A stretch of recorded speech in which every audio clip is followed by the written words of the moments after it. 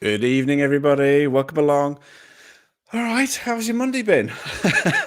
Hope you're all good. It's nice to kind of like see so many people in the chat already. So yeah, thank you so much. I think it's going to be quite a fascinating one, I would say, this evening with Dr. Callum Cooper. So um, by all means, obviously, for those who are watching, there may well be questions that crop up.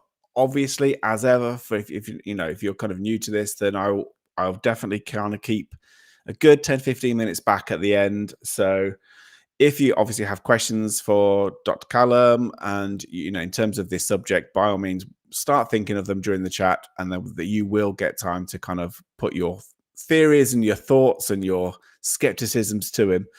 But without further ado, let's bring him in. Good evening, Callum. Good evening. How are you?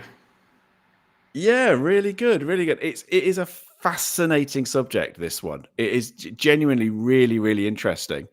I know we've had a few kind of like issues in terms of technical issues and things, but I'm hoping you can hear me okay. From the, I mean, I think what we should start off with is, are you able to just maybe say a little bit about yourself for those that don't know you, maybe watching from abroad, and might need to know a little bit of your background? Okay, I'm Callum Cooper. I'm an associate professor of psychology at the University of Northampton, and I specialize in parapsychology. I'm the coordinator for our third year modular option. So if people come and do psychology with us, then one of the choices you can have, besides forensic psychology, health psychology, cognitive psychology, you can pick parapsychology, which is a topic that looks at unusual human experiences and or abilities that seem to be outside of the realms of conventional science. They seem to be suggesting something more, where our job is to try and understand the processes behind it, whether they already have a conventional one and something seems unusual and strange when it's not. We already know the processes behind it, or it seems to defy that. It goes beyond. And so something new there perhaps is creating a learning curve for us. I deal with a number of other topics as well: Thanatology, which is death, dying, and bereavement; human sexual behavior; positive psychology; and I suppose research methods as well mixed in with there. I mainly deal with qualitative research methods, but I do mixed projects, so looking at data and numbers as well as written scripts. But I mainly do interviews and look at old transcripts and what people have said and how they've reported their experiences, and analyze things that way. So that's what I do. And I'm involved with a number of other universities in their parapsychology program. So University, the California Institute for Integral Studies, and the California Institute for Human Science as well. Fantastic. Obviously, I've kind of brought you on here to talk about.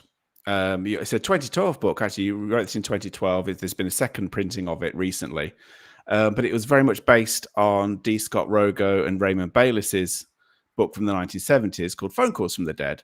I think what we'll do is I think what we need to do is delve into that book first of all, because it very much informs your current book.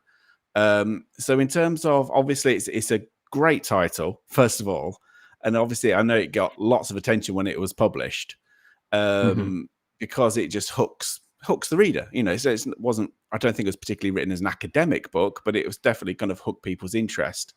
Is that how you got involved in terms of just through your parapsychology work, or were you kind of a fan of that text before?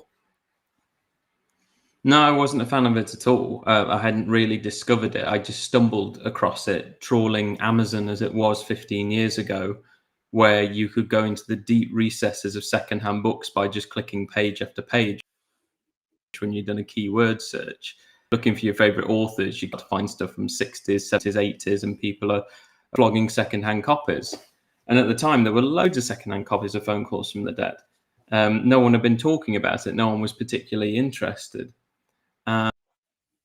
And it was an academic book of sorts that they had to attract a popular audience. This book had to sell. It's the whole point of doing it. But it was an academic study. It's an assessment of 50 cases of strange telephone calls. So not just those with deceased individuals or alleged deceased individuals, it's just strange telephone calls in general. So even from living people that happened, but seemingly shouldn't have happened, because you could get calls from people that were verified to be elsewhere at the time that the call took place. So what's going on there? How come we've got someone calling with someone's voice characteristics and intelligence when they're verified to be elsewhere at the time that the call was received. So I was reading, there was one book in particular, I was collecting loads of books by Rogo and Bayless because I saw they were so popular at the time. But I was reading a book called Apparitions and the Survival of Death by Raymond Bayless. And at the same time, a news report came out in California about a train collision in 2009. And there was a guy traveling on that train called Charles Peck, traveling home to his family. And the collision of this commuter train with a freight train got straight into news. And I think it was live news of the rescue, getting people out of the crash. And his family were reporting phone calls, and when they picked up, they could phone back. It went straight to voicemail, or as though the phone was dead. And so they just kept on yelling words of encouragement, knowing that he was on this train that had crashed. Don't worry, Dad. The rescuers are coming.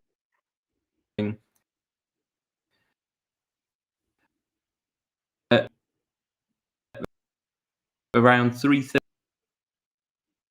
so I started to pick it up, have a look through at what the phone call cases were like, and saw that they would report conversation 5-10 minutes or more of absolute dialogue with people, not just assuming that this person has died and they're trying to call back. So I started to look into whether people were still reporting this. iPhones were just starting to become a thing. We're starting to use them for the internet or satellite navigation when driving. There was text message, there was email. So much stuff had happened 30 years on since they'd done this book regarding landline telephones and also the history. So going all the way back to the wireless telegraph and Morse code as well, so electronic communication in its early infancy.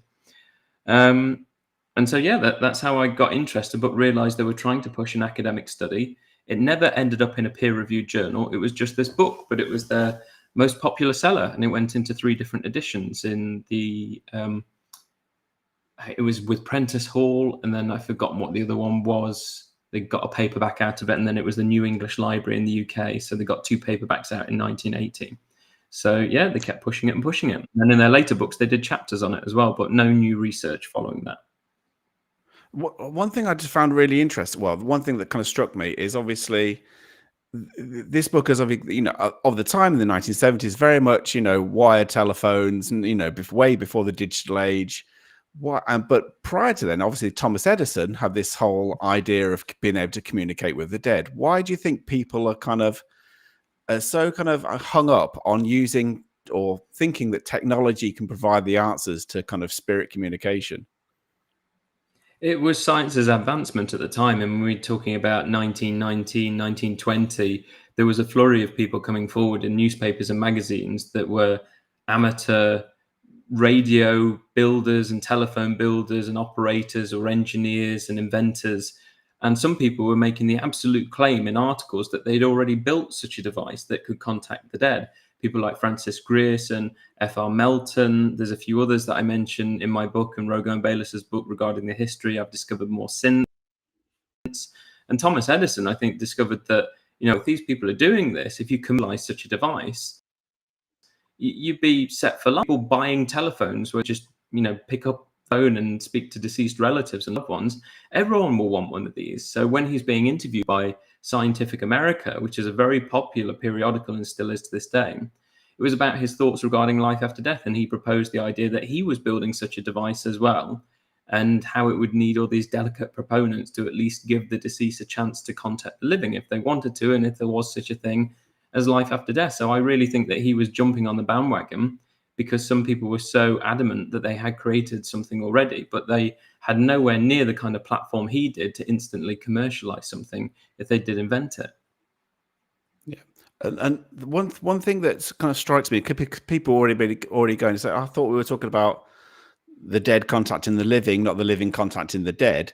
In terms of your research, and obviously we'll go into that in a lot more detail, but there are certainly different categories of calls, that in terms of which you kind of outline in terms of, and that does include supposed phone calls from dead people to those who are alive who didn't realize obviously that they're talking to somebody that may already passed or the use. And so obviously there's a lot of psychology and there's a lot of plausible explanations for quite a few things. Is there anything that Rogo and Bayless kind of uncovered in their 50 cases, you think, that baffled them, do you think, or in terms of something that's a little bit more interesting than others? Baffled them.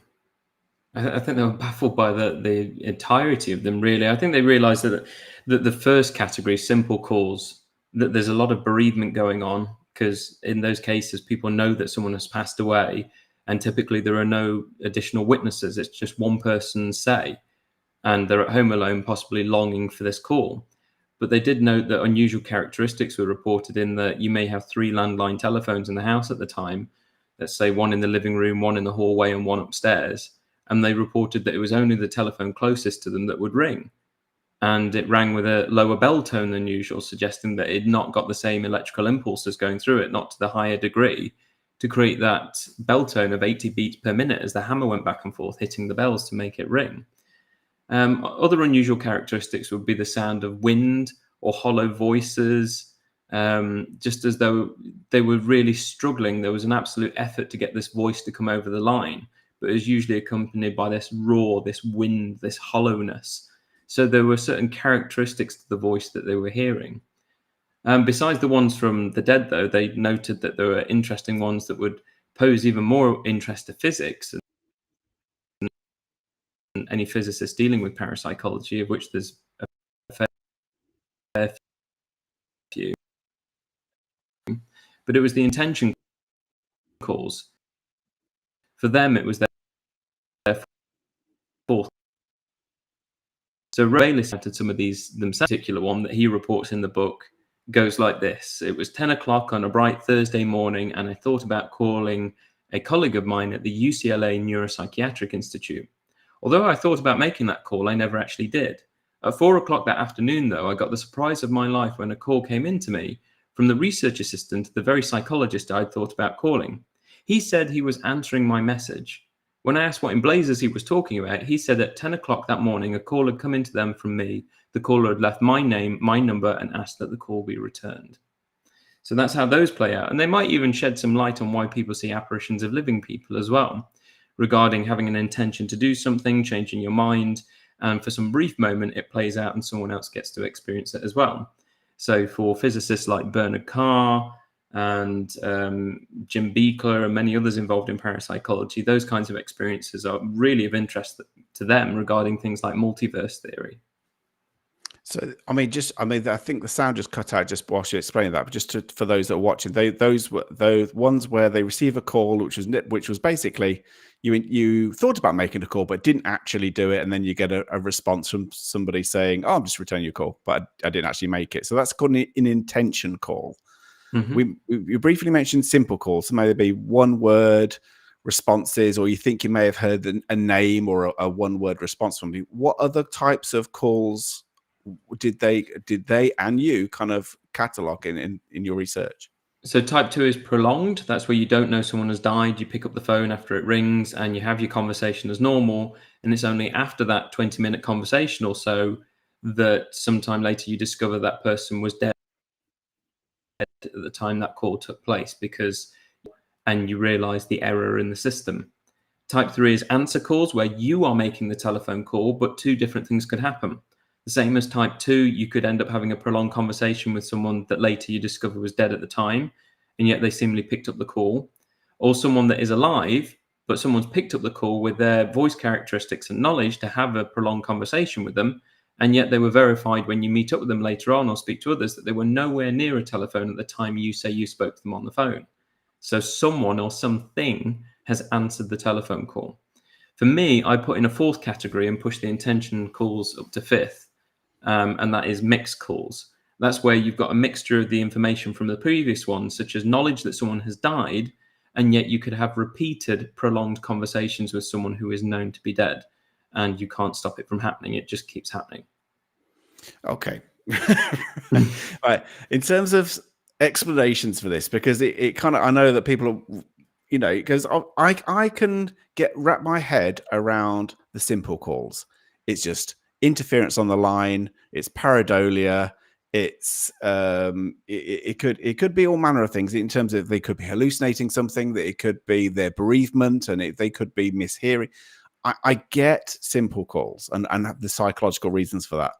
The ones which fry my brain, the intention calls and the prolonged calls. I mean, because you know, you could I can get the interference and crossed wires and back in the day can explain some of this.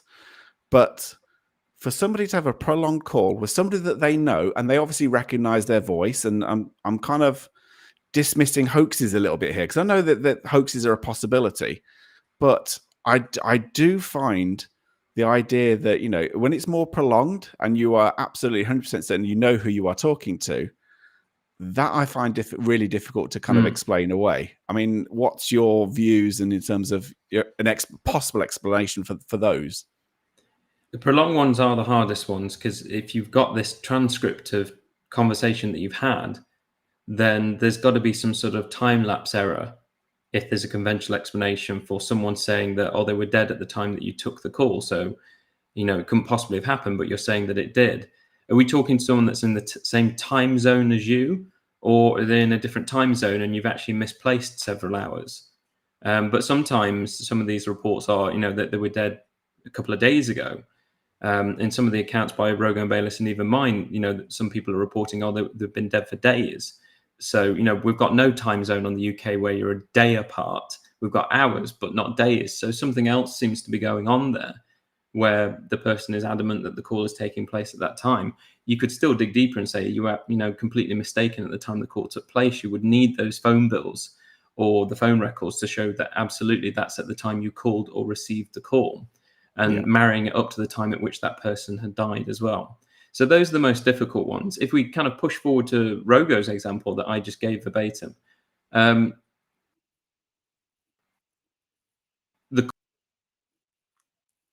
caller left my name and my number and asked that the call be returned. How many calls is Rogo making each time? So is he just completely mistaken that he actually made a call and he didn't get just forgotten that he's left a message with someone, thinking it was another call that he made because he had that intention to, but no conversation has actually taken place? It's a possibility, and it's the most likely possibility that, you know, we don't know what other calls he was making that day. He's just focused on that one because it doesn't seem to make sense by that afternoon. But already some 6 hours have gone by and he's done many other things until the point a call comes back and he's having to go, hang on a minute, I didn't make that call. I intended to. I'm like, maybe you did. Maybe you just said, oh, it's Scott Rogo here. Here's my number. Just get them to call me back. You know, it's 30 seconds out of your time. And obviously, I mean, from your perspective, you know, do you think this can be explained in a purely psychological way, or a mixture of technical issues or amnesia, or, you know, in terms, do you just kind of have a fully rounded view of what could possibly be causing this, or is there anything else that you've looked into and thought, well, actually, there's a number of possible reasons which we haven't yet discussed? I think I've highlighted a number of possible reasons they could be, and Scott Rogo did, and Raymond Bayless did, and some of their critics did. I think one of their fiercest critics was a guy called Roger Anderson, who wrote quite an extensive review of the book in the Journal of Religion and Psychical Research, and Scott responded to it. It was quite a long and technical response back and forth. And it was looking at, again, at anticipation, intention, suggestion, dreams, hallucinations, grief. There's a number of things, but like many cases in parapsychology and psychical research, when you've got someone making an extraordinary claim, then you've got to take that one case on its merits and look into it as far as you can before you say, I've exhausted every possible route I can think of. Now I'm going to submit it to this box with a question mark on it, but they're all going to be in the category of telephone calls. And this one's going to be for ghosts, and that one's going to be for reincarnation events. To say that these are pretty solid, you know, I can't say they are absolutely what they seem to be, but we really struggle to put a conventional explanation to them. So going back to that definition of parapsychology, in principle, they seem to be outside of the realms of conventional science, because we've tried to apply some conventional science and they really don't seem to fit, given the sequence, given the eyewitnesses involved, given the information that we've got in those cases. So, like many other parapsychological phenomena, these phone calls are a mishmash of all sorts. Depends what case you're dealing with.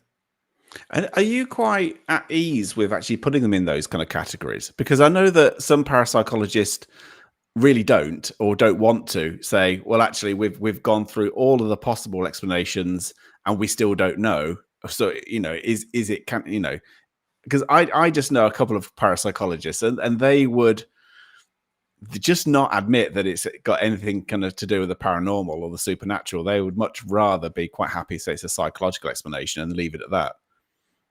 Depends what you mean by paranormal or supernatural, though. Some people have it as this weird definition in their head that it's never got an explanation for it, and it's permanently an anomaly. But that's absolute nonsense. Every science is dealing with anomalies, and that's why they're taking the next step. Whether you're dealing with oncology and looking at cancer research, whether you're looking at chemistry and chemicals, whether you're looking at astrophysics and space science, you're looking at the next step. So everything that everyone's dealing with is some form of anomaly where you want to know how something's operating. And parapsychology does that as well. If you only want to look at the psychological processes involved, that's anomalistic psychology. So that's a branch of dealing with unusual experiences. You've got anomalistic psychology that's purely interested in the psychological processes and what seems to be paranormal when it's not. You've got parapsychology that considers that absolutely, but is really interested in what's left. And is there a new learning curve from that? So when we put these things into the lab and we put it under controlled circumstances, is it still beating the controls? And therefore suggesting that a psychic process is going on. And another branch is clinical parapsychology. So regardless of whether this phenomena is legitimate or not, it's something new or we already know what's going on. What does it do to the person who makes the claim they've had it? Or they have some sort of ability? What does it do to your well-being and your health to actually have these unusual experiences? So that's the clinical aspect. So yeah, anomalistic psychology would be this idea that no, nothing new is happening. Well, that's great, but that's not what parapsychology does. Parapsychology wants to look at what doesn't seem to fit that. You'd have to have some really good evidence to show it absolutely doesn't fit, and we've unearthed the conventional explanation to be of that mindset. And I hover between all three of those. My job is to actually also look at what doesn't seem to fit. So, for example, I do lab studies called Ganzfeld, where you've got someone in a reclining chair with eye shields on and headphones and red light beaming down, trying to pick up on information of a distant location or a location or video clip in the future. And all those studies over time since the 1970s, they've been very statistically significant.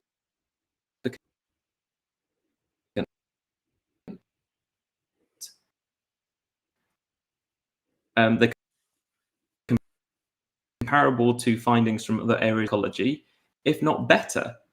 So those psychologists, and we've done more replications in that than would be demanded from any other area of psychology or indeed science. So what's going on? Because the methods seem to be extremely watertight, and what seems to be seeping through is psychic ability, which defies that watertight procedure, and as it should. So what's going on there? One thing, obviously, between the first book, obviously by Rogo and Bayless from the 1970s to now, obviously you wrote your book in 2012, Advent of Digital Technology. So in terms of, from what you understand, we're not just talking about a crossed wire here or, in terms of a physical, I think everything is using satellites now. So does this phenomena still exist in modern life? Has it formed in different ways? Are there, for instance, text messages or WhatsApp messages, for instance, rather than actual phone calls as such? What have you found out in terms of modern technology and this kind of thing? I literally just reviewed a book by as a senior lecturer of law from Cambridge University called WhatsApps from Heaven, Louise Hamilton. And hers was a bereavement case regarding her second husband, but she talks about having WhatsApp messages that she perceived to be from them. But yeah, Raymond Bayless said in 1980 in a short article that he believed that as technology develops, people will report unusual experiences with it. It will just advance with the times, and it has. So people have reported emails, people have reported text messages, and people have asked me about live video calls like this. Have there been any reports of that? So you're actually seeing the live video of someone who later you discover was dead at the time. So why were you seeing them on video?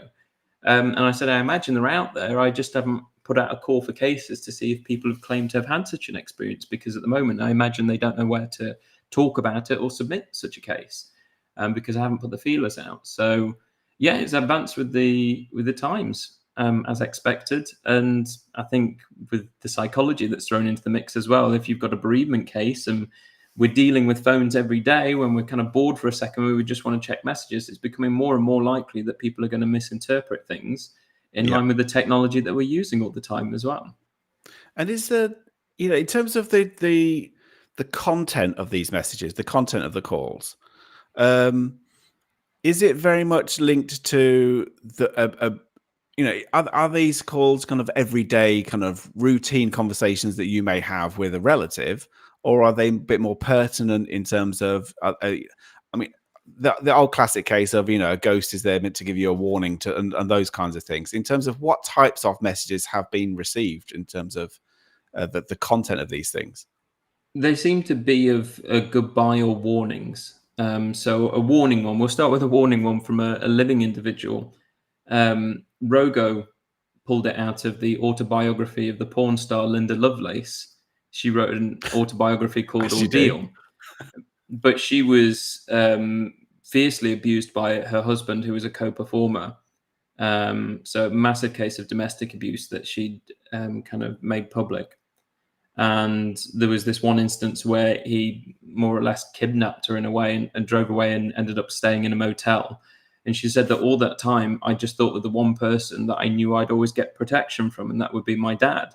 And I thought about him and I thought about him. And while I was sitting in this motel, kind of feeling sorry for myself and knowing I couldn't leave because my husband was, keeping me under lock and key, there's a knock at the motel room door. And the answer, and I think it was her mum and dad. And the couple say, what on earth are you doing here? And her dad says, well, you said you telephoned me and you said that you needed help and asked to come here. But apparently she was nowhere near a telephone at that time. There's been some instances of the dead making warnings about don't do this or don't do that. And that's been their main message rather than about what the afterlife is like. And then other ones that are about being in a beautiful place or going away. So there's one case of a young guy called Carl who was going through relationship issues, and he decides to get away from the night. He drives out to the coast and looks for a B&B to stay in, finds one with a vacancy in the window, knocks on the door, and an old lady answers and said, yeah, I've got a room free. Just call me grandma. Everybody calls me grandma. I'll look after him. Shows him up to the room, thinks it's perfect. He says, great, drops his stuff. It's full of antiques, lovely room, and leaves the B&B to go out for a walk on the beach to clear his head. And he does that for a while, and he goes back to the room and is taking his clothes off, undoing his shoes, and the telephone rings at 11 p.m. in the room, and he answers it, and it's his dad. There you are, Carl.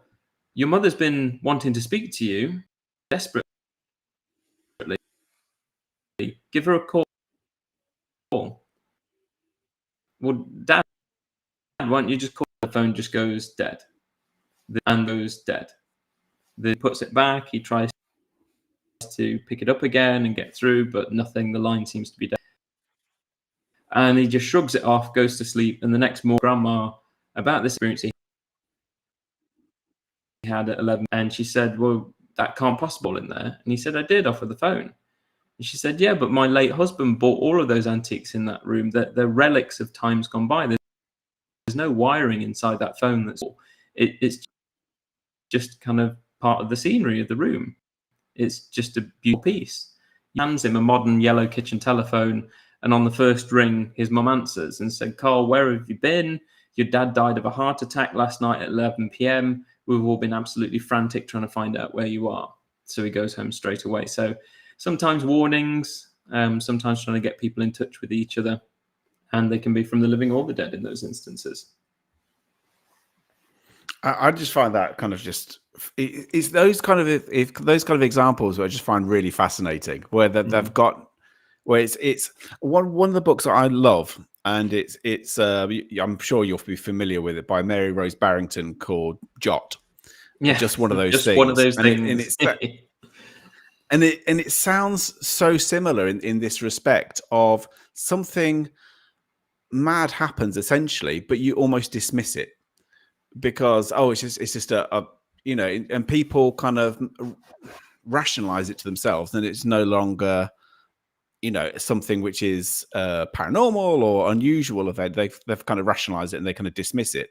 How much of this do you think is unreported and dismissed straight away by people, even though something very, very odd has happened? There'll be loads, and there'll be the loads when it comes to ghostly sightings because people don't know where to report them. I think there was an argument by Steve Parsons, Anne Winsper, and Kieran O'Keefe back in 2008 with one of their papers for it was jointly for the Parapsychological Association and Society for Psychical Research conference, but it was called "Have the Lunatics Taken Over the Haunted Asylum?" And it was about how many paranormal groups had set up. I think in the UK alone, and via a Google search, it was showing up to some 3,000. And so that meant that if local people saw this group as the people to go through, then the proper channels such as universities and the SPR and other established organizations were getting less data and also less of the professionals. So counseling psychologists, psychiatrists, physicists, you name it, trained parapsychologists going out and helping these people and actually logging these accounts through data protection, through ethical guidelines and so forth. So they get lost in that way. Even when we look at surveys from the 1950s and 60s, so some of the biggest ones by Louisa Rhine, who was the wife of Joseph Banks Rhine at Duke University, she was collecting a lot of the letters that were sent into the university by the interested public. Her and another researcher called Sanwald, when they did surveys, psychokinesis type experiences, so thinking that a mug has slid off your counter, electrical disturbances, a chair suddenly flips itself over, a clock seems to be running backwards or whatever. Something seems to be moving either on a micro level or a larger macro level. People dismiss those massively, that there's about 2 to 3% of those compared to hearing a voice, seeing an apparition, a strange smell that's unaccountable for, or hot and cold spots. Because I think people really rationalize the fact that you just hear a smash in the kitchen and the mug's on the floor and you think, maybe I didn't put that on the counter properly. Maybe it was just on the edge. Maybe a car drove by or a lorry and that's the structural vibration. Maybe it was condensation. It could be all of those things. It could be. But what if it wasn't those? What if you did have it right in the center of the counter? And if you had a camera in there, you'd see it's just slid straight off and gone smash. You know, it's come out 3 foot and then dropped. So it's very hard to kind of distinguish whether a psychokinetic event is as it seems to be, compared to quite clearly, I've looked in the corner of the room and there's Uncle Andrew who emigrated to Australia and he died 10 years ago, but I can see him standing there in the corner. That's very distinct. You either did or you didn't see Uncle Andrew stood in the corner. What the mug did and whether it fell off of its own accord or whether it was an accident is a different matter. So the phone calls as well, I think people might remember them, but you've just got to know the right person for them to go, oh, I had one of those. Even when I talk about this and it ends up on social media, people come out the woodwork and say, I had one of those once. So they've been storing it up. It's been very important to them. They've reveled in its exceptional nature, but they've not had a platform in which to speak about it or anyone to submit it to then do anything with it. So they just get held, they get lost, or people don't interpret it that way. And again, a number of things. The other thing that I was making, you know, while she was kind of talking about that as well, which made me think is, do you think, and I know that it's given as a possible reason why people misinterpret things, you know, in terms of for instance, the idea of a grieving widow, for instance, and that they get a phone call from their departed partner, and the classic is, well, you're grieving. You're going to hear them because you want them so much. Do you think people kind of dismiss actually the experience of these people because they're grieving or because they desperately want to see or hear from a partner again, and they've been kind of? Do you think people are quite quick to dismiss claims like that? I missed the middle of the case. Oh, sorry. Give me a summary. I was just saying. Yeah, just saying, do you think that basically people or psychologists are quick to dismiss the accounts of people who are grieving when actually they know their husband's name, for instance, better than anybody else? Depends what psychologist you're dealing with. I mean, you'd be surprised of how many psychologists myself and my colleagues encounter when we go and network or go to conferences. They've never heard of parapsychology. And yet it really? Being established as a formal science goes back to 1882. There were scholars before then even dabbling with it and writing about it. And it got established in the universities by the 1920s. It formed a lot of standard procedures we now use in all social sciences: significance testing, shielding, randomization, meta-analysis, and many other things that are really important to us in terms of having a good method and being very strict about the data that we're looking at. And yet people don't realize that this is a whole branch of science. We went out to a mental health conference in Crete in 2015, and there was an audience of psychologists, psychiatrists, mental health nurses, general practitioners, and we talked about people having exceptional experiences and the benefit they have. And most of them didn't know about parapsychology at all, and came down and chatted to us and said, thanks for highlighting this area of science we didn't know.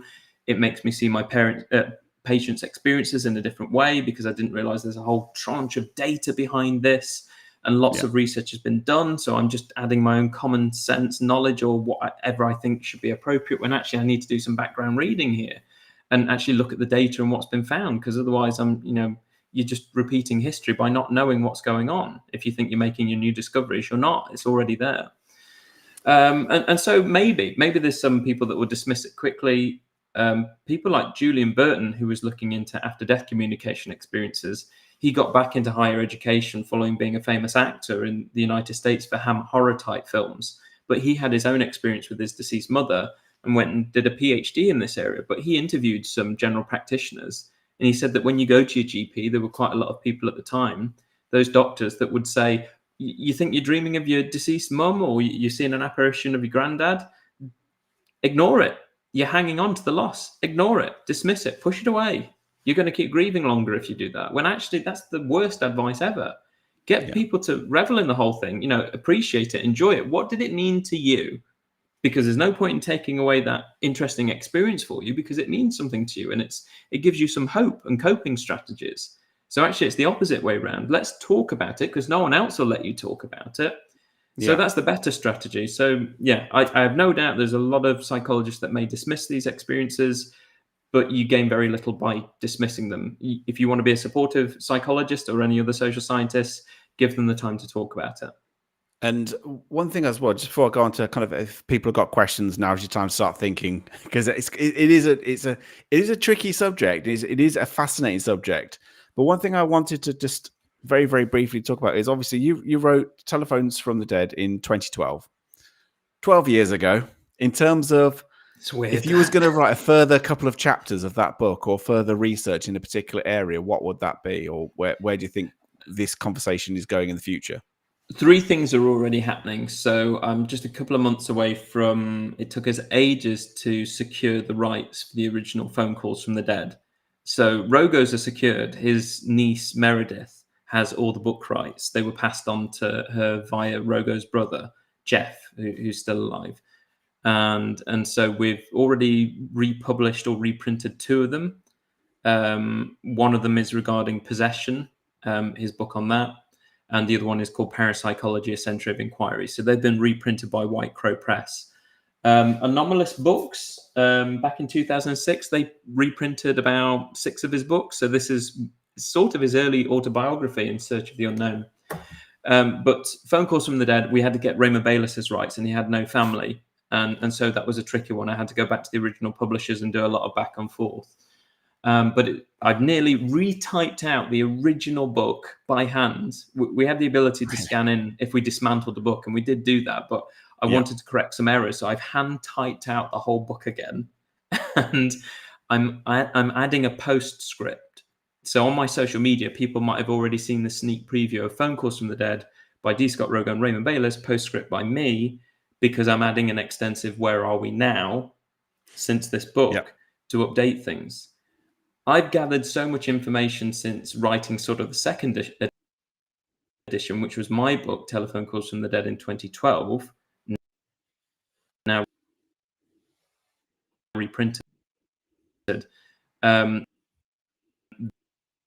That I could easily write a brand new book on dabbling between 2 titles. At the same time I'm doing that, though, it's caused me to create a hell of a lot of biographical information on Scott Rogo. And I was even working with the Los Angeles cold case detectives 2 years ago, and ended up helping solve Scott Rogo's murder finally, because I went back through his autopsy report, had some concerns about various things, retrieved some items from storage regarding the knife and his shirt and some other things. If people don't know, Scott Rogo was murdered in 1990, and his murder went unsolved. They did imprison someone for 5 years, but they were released. And so there's a bigger story to be had. And with that, I went out to San Francisco in 2019, met up with Scott's father again to re-interview him. Really interesting guy, Jack Rogo. He was a Pearl Harbor veteran. And then I went up to San Francisco from Hollywood, and I went through Scott's archive in the Californian Institute for Integral Studies. And it took me 3 days to go through these 42 boxes of postal correspondence and files and many other things, and very quickly making notes of what I needed copying to at least have an idea of how I could spell out from beginning to end Scott's life. So his death now and the murder will at least take up 3 chapters in terms of what did people think had happened around 1990 to 1992, because there's a lot of newspaper articles on it. Yeah. What did actually happen from what we discovered from the recent investigation and now closing the case, and what's his legacy since then. So yeah, I've got a lot to write. So there's a story of Scott. I could even write the story of Raymond Bayless as well. I actually have in my house some of Raymond's artwork. So there's lots of portraits by Raymond That's Bayless. amazing. Yeah, I brought them back from California and Las Vegas. So he was a landscape painter. That was his main profession. And I've got Raymond Bayless's artwork everywhere. So I knew you life, had a couple of his books, but not his paintings as well. Back in that bookcase hidden under the stairs, that's all of that shelf there. That's all Scott Rogo's and Raymond Bayless's stuff, even kind of reprints of the same book or variations of the same book. So because sometimes when they went from like a hardback to then later a paperback, they would add a sneaky extra chapter or an extra appendices. What's changed your mind in a year after publication? It's quite important, because sometimes it could dismiss things in the previous printing. Phone Calls from the Dead is coming back out in the next few months, so look out for it. And I've added a postscript to add on to things. There will be a brand new telephone book from me under a brand new title, because it's different from Telephone Calls from the Dead, which was a new analysis of 50 cases by me, and Scott's life. So there will be a book on Rogo. Fantastic. Right, we'll go to some people's questions. So Brian, I think this one flummoxed in this evening, and Brian is, regular on here, and he's usually one with loads of questions, but I think you've properly stumped him this evening. So saying, before modern communication, are there any stories of the dead using Telegraph?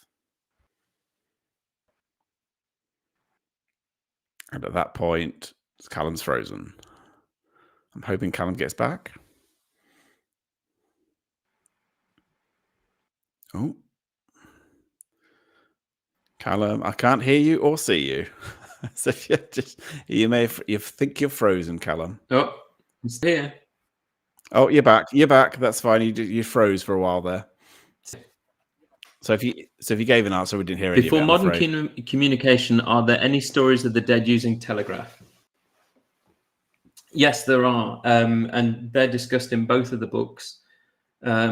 I think one of the most popular ones is by a solicitor, a lawyer in London called David Wilson, and he was using wireless telegraph, and he reported his sort of amateur experiments in a journal called Light, which is the journal of the College of Psychic Studies, that you'll find straight across the road from the Natural History Museum in London. It was founded in 1881. On the top floor, Harry Price, the ghost hunter, had his laboratory there. The National Laboratory for Psychical Research is where he tested people like Eileen Garrett and Helen Duncan, and had all of his gadgets and his seance equipment there and his ghost hunting equipment. The solicitor, David Wilson, he removed the receiving wire from his device that was creating Morse code. It's interesting in his report, because he believed that the communications he was receiving, which are quite kind of redundant, really. They didn't produce anything. There'd be instructions, wait 6 days and 7 hours, and he would do so, and nothing happened after 6 days and 7 hours. But he believed this was coming from extraterrestrials, not from the dead. Okay. And so that's why with an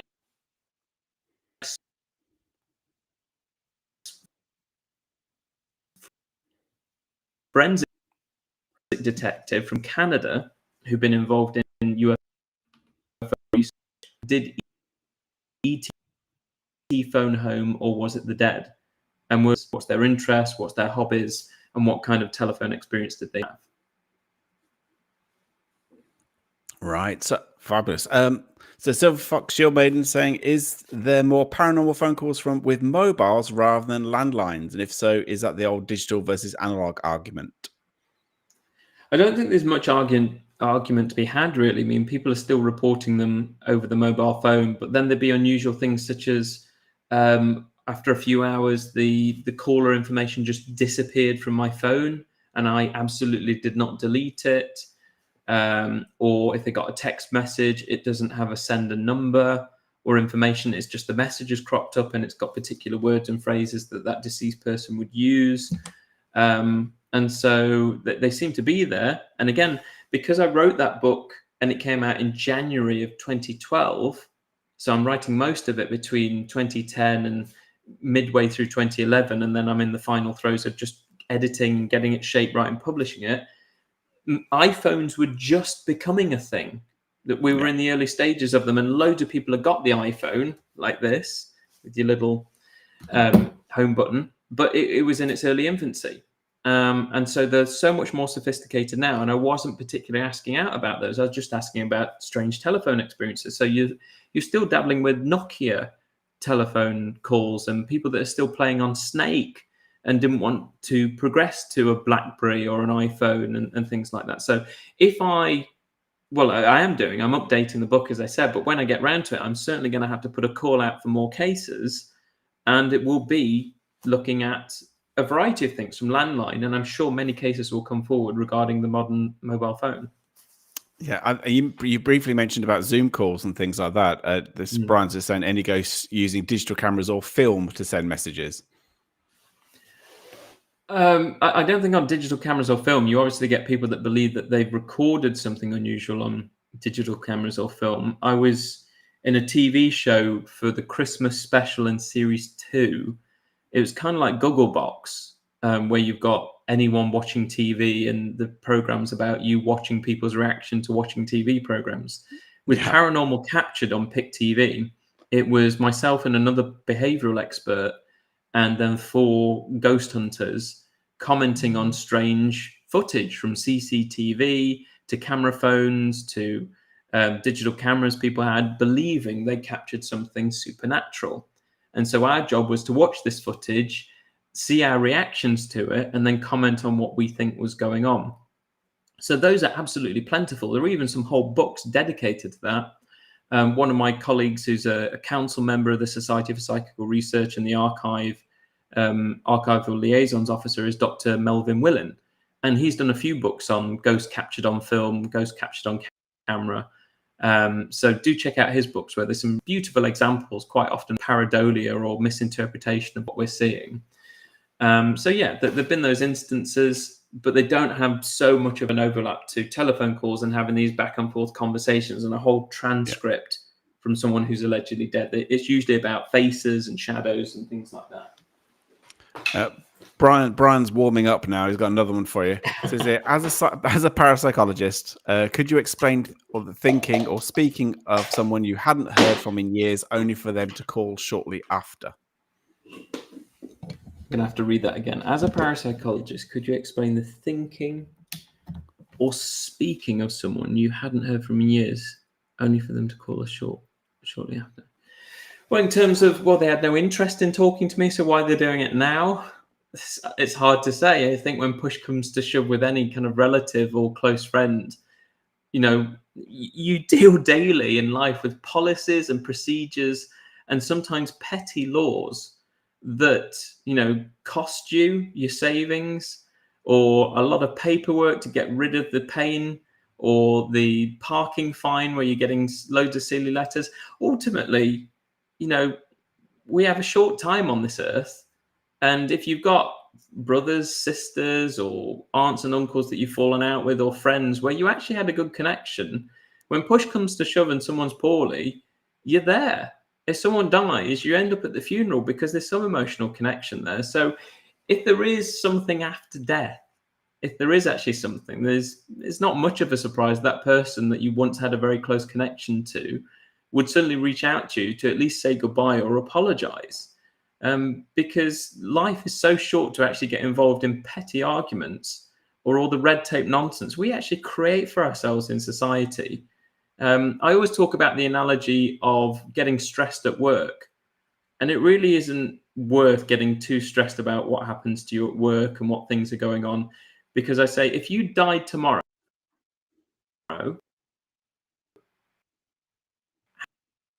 how quickly would they replace you?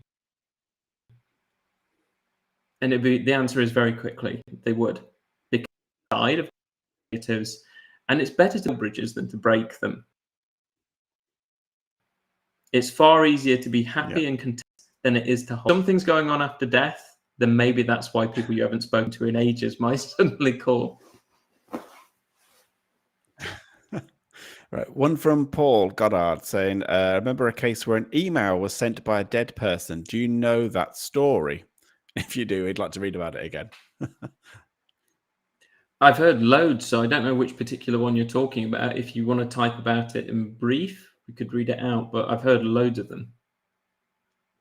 Yeah, I mean, it's quite it is a fascinating area. Let's have a look. Let's go for Alice is saying, what sort of calls are we talking here? Just hearing the past voice and a phrase, or just hearing the past person's voice and a phrase, then the call ends. Yeah, in terms of is you know, like I think what we briefly mentioned earlier is obviously there's a different range of different types of calls, whether it's a simple word or a phrase. And I mean, but I think you've mentioned in the past that these calls seemingly don't seem to be hung up. It kind of just fades out. Is that Yeah, is that's that an correct? important factor. So people don't hear the click, like with the old phones, the click of the receiver going down. You usually hear someone hang up on you because it go click, boo, and you get this kind of long tone that would happen. Or it's quite obvious on a mobile phone when someone has put the phone down on you as well. So, yeah, to recap, Elisa, there were a few different types. So in Rogo and Bayless's book and my book that's just been reprinted, there's 5 different call types. Type 1, you know someone's died, simple calls, and you get a phone call with a voice, a phrase, and you interpret it to be them, but there's strange things like wind and static on the line. You don't hear the phone go down. Type 2, prolonged. So you have a long conversation with someone that after the call you discover was dead at the time the call took place. So the whole transcript there of a discussion back and forth. Type 3, you make the call, but it's to someone that is dead and you don't know at the time and you discover afterwards, like type 2. Or it was someone who is alive, but they're verified to be elsewhere at the time, and yet you still have that conversation. Type 4, mixed, you know someone has died, and yet you have a prolonged conversation with them, and repeatedly as well. So it's a mixture of 1 and 2, where ordinarily not knowing about the person being dead would prolong it. But in this instance, you do know they're dead, and yet it's not short. You're having a prolonged conversation, and repeatedly so. And then type 5, you intend to make a call to someone, intention calls, but you change your mind. And even though you changed your mind, at that very time you intended to, it still plays out for the person that you were going to ring. That's mad. I need to look more into intention calls. They just seem so fascinating to me. Right. Well, there could be a whole paper or article on those. It's really good. Yeah, I need to look them up, I think. Steph's just asking, what about saved voice messages? Anyone say they heard messages come back up on their phone as a new message, like a specific or pivotal point in their life?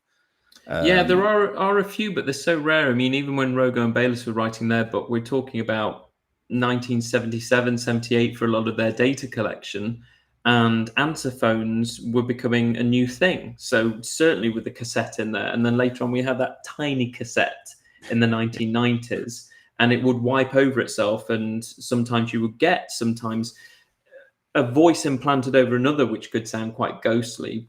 So there are some instances of people claiming they've got that. When I first looked into this, I had some people send me cassette recordings of their voicemail machine. But it would be simple things such as a daughter had died of a brain hemorrhage and she just reached the age of 20.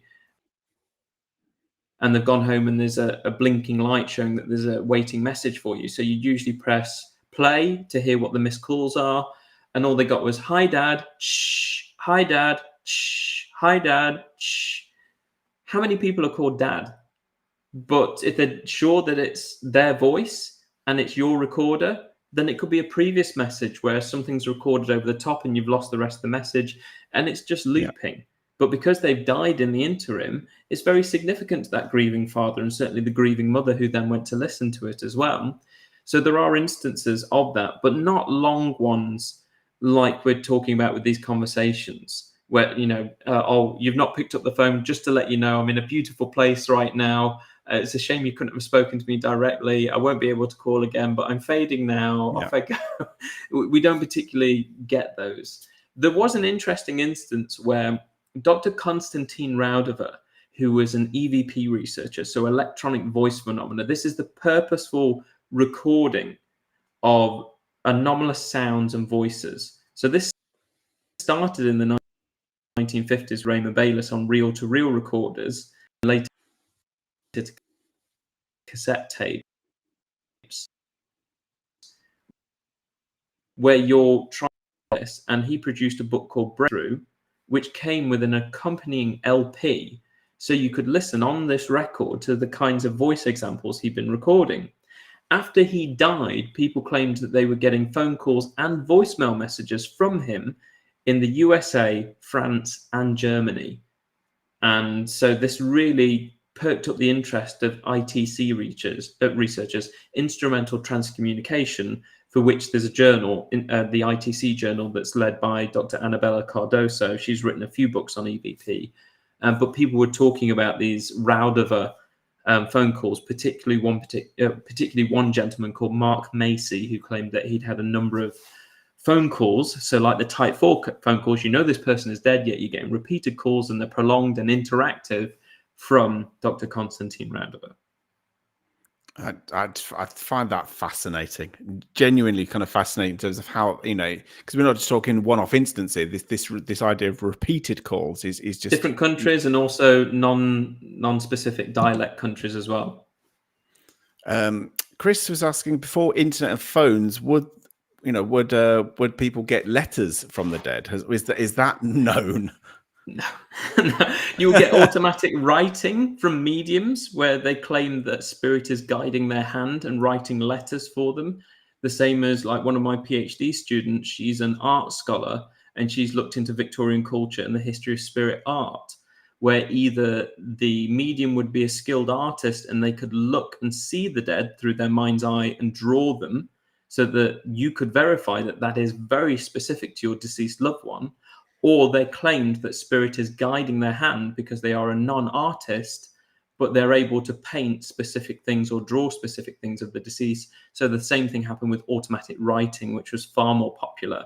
It even led to equipment being developed for the seance rooms, such as planchettes, where it's type of sort of Ouija board setup where you would move the planchette, but there's a pen or pencil in the middle, and it would spell out writing. But this is more so a medium is actually holding the pen and they're writing. So no, you wouldn't get a stamped addressed envelope through the door from a deceased That'd be person. amazing. But potentially there's everything from poltergeist writing on the wall to mediums claiming that they're doing the writing. So does the handwriting match that of your deceased loved one? And are they saying specific things attributed to your deceased loved one? Or is it just gibberish, non-related handwriting and very general information? And therefore, you're putting two and two together when perhaps you shouldn't. Quick one from Paul Goddard saying, what about the Doddleston messages? Oh, I love the Doddleston messages. So I know Debs Oakes very well, who is involved in that. I've never met Ken Webster, who wrote it up. But for those of you that have not looked into it, it's summarized, and I mean summarized because it's a very big case, in a book called The Vertical Plane. And it was a very rare paperback. The BBC did a very short documentary drama about it. The Society for Psychical Research sent out a couple of spontaneous case investigators to look into it. But it's about 2 or 3 years worth of them having a BBC Edward computer in the cottage, whereby they believe they're getting communication from a guy, I think in the 1600s. I think it's 17th century, I think, yeah. Yeah, called Lucas or Thomas Harden. And poltergeist activities attributed with it as well. If you look in the book, furniture and sofas have been pushed up against the wall. writings there. They heard footsteps upstairs. There was pots and pans being stacked. Debs at one point came down and looked into the kitchen like she was having a time warp episode, like she was stepping back in time, saw the kitchen as it was, and saw Thomas Harden sat there. But every time they left the BBC computer, just for a split second, when they responded with a message, they could just shut the kitchen door and instantly open it again. There'd be a response in Old English, where they were getting the local English teacher, who at the time was, a good scholar of English language because of his university training and doing everything by pen and pencil and looking up the books. He was looking at how many of those words were actually recognizable Old English and how many just didn't seem to be on record. But the fascinating thing was the fact that they were instantaneous. It's not a pre-programmed computer. They changed it. There's no internet. So what's causing it? It really flummoxed the SPR investigators. They both quit and resigned. They disappeared. Did they really? I didn't know that. I don't ultimately know what became of those two, and that's been a mystery for Debs as well. They're named in the book. And I've asked the Spontaneous Case Committee how far back they kept reports, because it's interesting that after the time that they'd spent in Doddleston at the cottage, that there wasn't a significant report for the SPR journal. Folks, that they couldn't handle the facts, activity, and how quickly these messages were being received. I remember reading that book when I was they were when I was young. That Ken and yet she's kept all the emails. And right now, Dr. Paul Rogers, who was formerly of the University of Central Lancashire, his main and only project right now, he's putting his full time and attention into it, is the Doddleston messages. I think he was recently at the University of Winchester at the conference for ASAP, and he spoke about his progress looking into this case again. I've got to say, I love it. I love it. I remember reading that book when I was in my teenage years, and it blew my mind. I've got to say, so if there's anybody who doesn't know about the Doddleston case, you seriously need to read it. And just it's genuinely unbelievable. It's incredible. I do love that. I remember reading that book. Yeah, chapter 9 of my book regarding emails and computers, I briefly talk about, I give a summary of the Doddleston messages. And then Ken Webster has produced a second edition of the vertical plane. So if you go on Amazon, you'll find the second edition, and there's an extended appendices, an introduction. So it's really padding the whole book out a lot more and making it more accessible, because no one wants to spend £800 on a scarce secondhand paperback. Yeah. So go and find the second edition. And guys, enjoy it. It's really fascinating. For every page where they're given the exact transcript of what came out of the dot matrix printer, it's transcribed and sort of translated on the next page as well. Really fascinating dialogue. It's amazing. It's an amazing case. It really is. We've not really talked about this. Precognition in any calls from the future, in terms of, not just calls in the future, but also people apparently message from the dead giving warnings about possible future events. Is that something that you've come across? Yeah, so we gave some examples earlier in this interview of warnings of the future, and for some things that turned out to be true. Some were like avoiding car journeys and stuff, and they turned out to be a pile-up, so that person could have got involved in it. But that still keeps us on track with the Doddleston messages. That whole sequence of communication between the past and the present apparently was set up by the future. So there becomes an extra entity in those computer communications from the year 2109, or this entity describes itself or calls itself 2109, the year 2109. And I'm racking my brains because for Paul, who I just mentioned was looking into this, I'd seen another case somewhere that claimed that 2109 was responsible.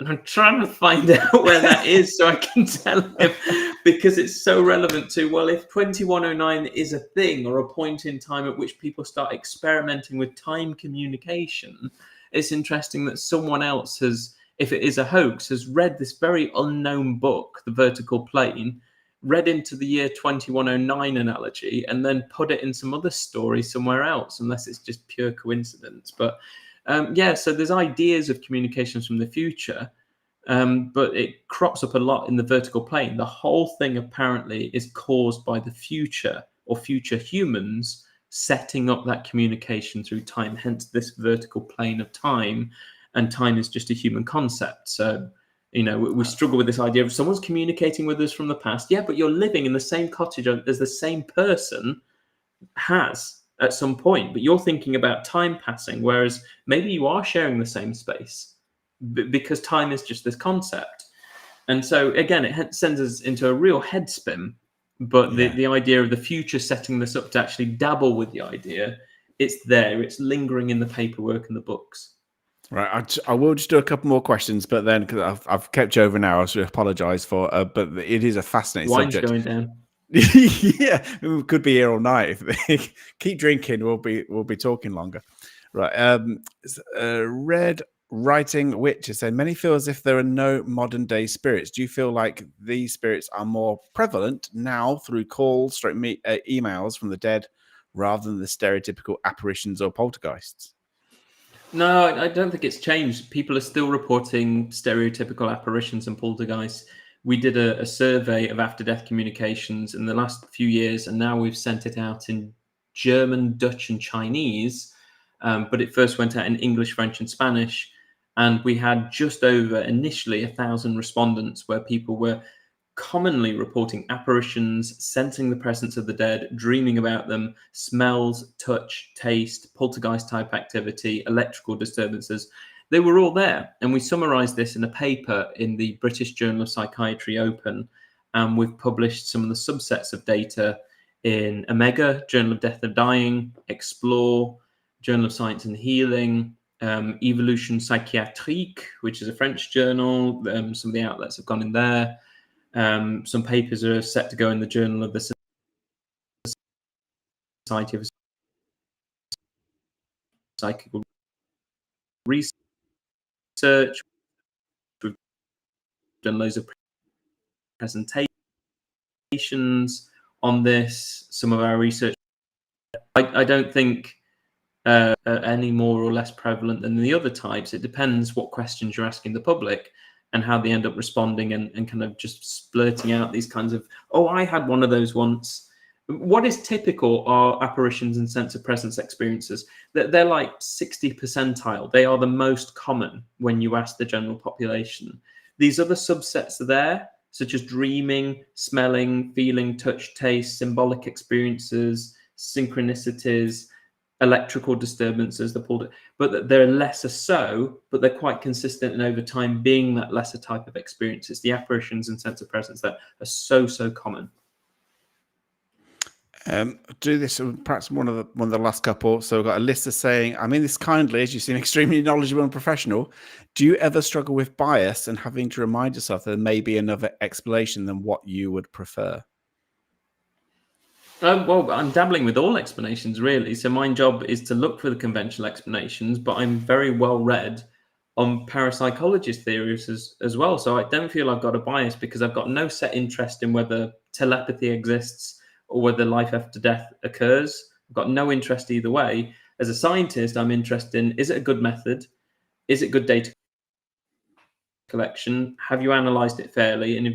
And so that could involve anomalistic psychology, and our explanation is something we already understand, all the way through to we've looked at those, but they don't seem to apply. So potentially something else is going on. So I'd want to hear a very good explanation for that as well. So I try to be the least biased person possible, but being very skeptical and open-minded to, I'm willing to entertain everything, but it's got to be good. It's got to be good method and it's got to be good data. So I take it very kindly, and I'm glad you see me as very knowledgeable. In terms of things that you're up to, and like I said, anything you want, obviously we've been talking about your book, Telephone Calls from the Dead. Is there anything else that's coming up? I'm actually going to be seeing you very soon, actually in a couple of weeks at Lincoln Book Festival. Oh, good man. Yeah, so because I know Kate Sherrill very well, so obviously she was like, wonderful. oh yeah, you got to come She's along. Lovely. Yeah, and Yeah, I live literally 20 minutes away from Lincoln, so I've got no excuse really. So it's no, you haven't. I'll be definitely there. But in terms of other things that you've got coming up, and anything else you want to promote in terms of in future? Well, let's push that again. So the Lincoln Book Festival is on the 27th of September. There are tickets. So if you just Google the Lincoln Book Festival, it's a debate between Professor Chris French and myself, both looking at skeptical applications, I guess, to strange experiences. we'll both talk for 10 minutes about what we do, and then the rest of that hour will be Kate hosting a debate and then audience question and answer. So it should be really fun. And it's promoting some of our most recent or kind of main books that we've been talking about. So Chris will be pushing The Science of Weird Shit, which is his book title, and I will be pushing the second printing of Telephone Calls from the Dead. I might have some other books with me that I've published as well on the site. So there's that. Besides that, in November, I will be chairing the Society for Psychical Research Conference, which anyone is welcome to attend. That is in Derby at the Mikolova Hotel, I think it's called. That's it's on a weekend. I think it might be the second weekend, maybe, but look it up. If you go to spr.ac.uk, you can book your tickets. You can just attend for a day. You can attend for a couple of days. You can do the whole weekend. There's loads of different options for ticket attendance. Please come along and look at the latest research. It's an international conference, so we've got researchers from all over on all kinds of topics talking about their latest work. And that's all I can think of. Besides, I think it's the 4th of December. There's Uncanny Con. So I'm sometimes a guest skeptic on the Uncanny with Danny Robbins. I'm going to be down there in London at the Uncanny Con, which I think is at the 4th of December. I've advertised it on Twitter, but look up Uncanny. I'll be there. I don't think I'm necessarily doing anything in terms of being on stage and skeptical input, but I'll be mingling with the other contributors of the show. One of my good friends, Reece Shearsmith, is going to be one of the stage experts who does League of Gentlemen and Inside Number 9. So he's going to be one of the guest people there. I've been trying to get him onto this, actually, Reece Shearsmith, because I think he'd be perfect, because he loves the paranormal, does Reece, and it goes through so much of his writing as well, in comedy writing. So good. We've had such lovely evenings. Sometimes just like we've drank Boona Harbor whiskey and I made up a little cheese ball, and we've sat in front of the coal fire, just talking about old ghost stories and Harry Price and stuff of an paranormal immediate. Oh, fantastic! That sounds like a great night.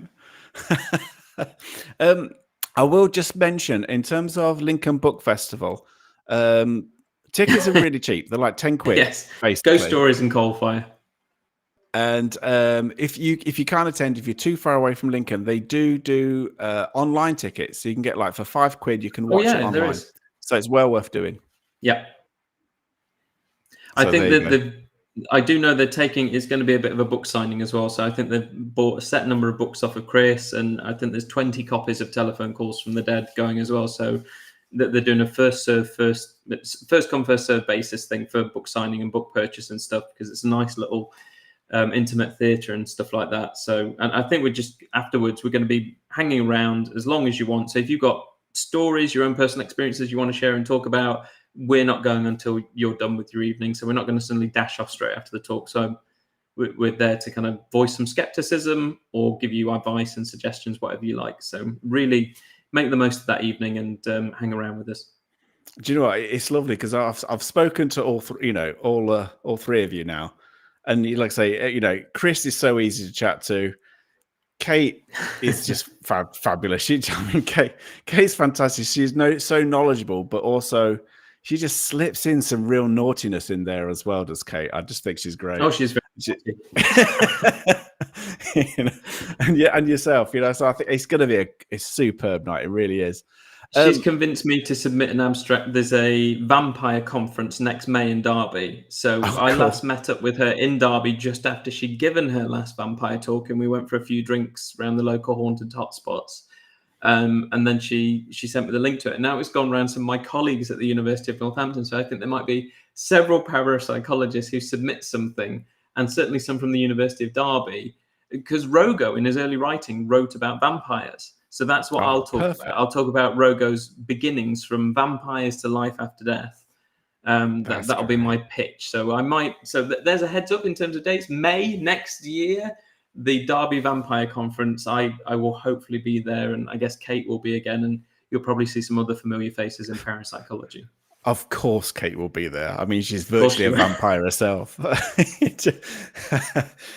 Anyway, thank you so much for this evening. I know I've kept you slightly over the hour, but it's been absolutely fascinating and just absolutely for those that are interested in this. Obviously, Telephone Calls from the Dead is Dr. Callum Cooper's book.